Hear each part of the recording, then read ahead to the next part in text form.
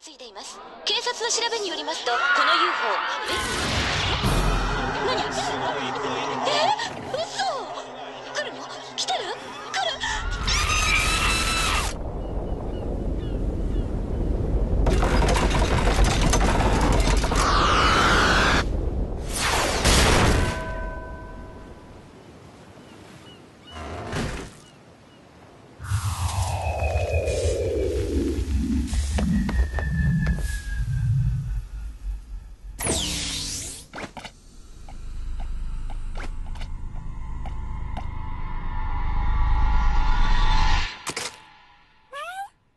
？Yep, the crazy Sony monkeys are back. Hello everyone and welcome to Furi Saru, or Furi Ape Escape, a Move-exclusive spin-off to the Ape Escape franchise, differing from the main series in that it replaces the traditional gameplay with some sort of first-person on-rails shoot-'em, catch-'em-up affair. The game was released in Japan at the beginning of December, and this video analysis is based on a demo version available on the Japanese PlayStation Store. So let's take a look at it.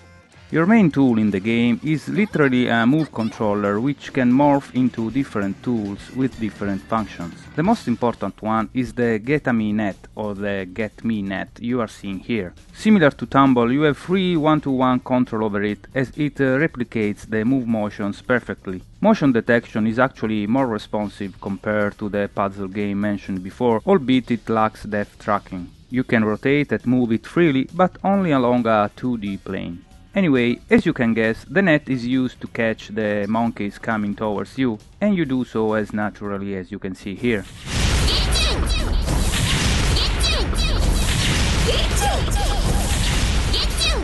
You also have the option to rotate the camera to the left or to the right by using any of the 4 face buttons located around the main move one. Another tool at your disposal is the harisen, a traditional Japanese paper fan you can use to various purposes. Depending on the speed of your motion, you can slap or destroy enemies with it and collect banana bubbles. It can also be used for protection against bullets, which you can block by keeping it steady or even send back to the sender with a well-timed swing.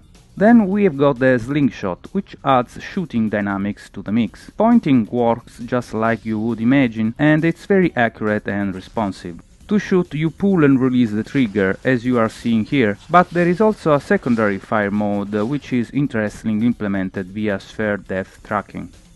As you can see here, while holding down the trigger, pulling the move towards you by 10 cm turns the slingshot fire mode in some sort of a shotgun variant, allowing to hit multiple close targets at once.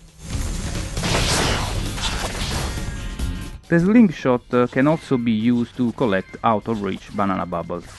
Finally, by collecting special power-up bubbles, you can turn your virtual move into a vacuum cleaner or some sort of banana electric gun.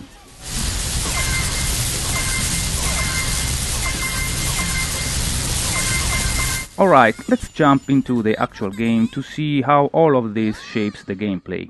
The demo level is composed of stationary and walking segments. During the former, you need to catch monkeys coming at you before they manage to steal from your collection of bananas and run away. If a monkey manages to do so, you have a few seconds to recuperate the ill-gotten gains by shooting at the monkey with a slingshot. Once a stationary section is cleared, you move to the next one through an on-rails walking segment, offering you the chance to collect more bananas and power-ups free of monkey annoyance. Done that, a new stationary stage begins, where you have to deal with monkeys again.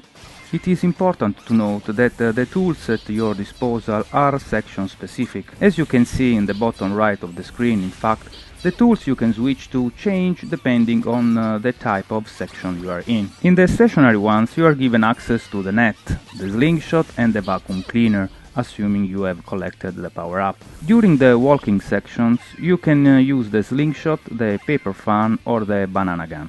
The scoring system is based on the amount of bananas you have got and the monkeys you catch. When your banana inventory is full, any further banana bubble you hit grants you extra points based on the amount of bananas actually in the bubble.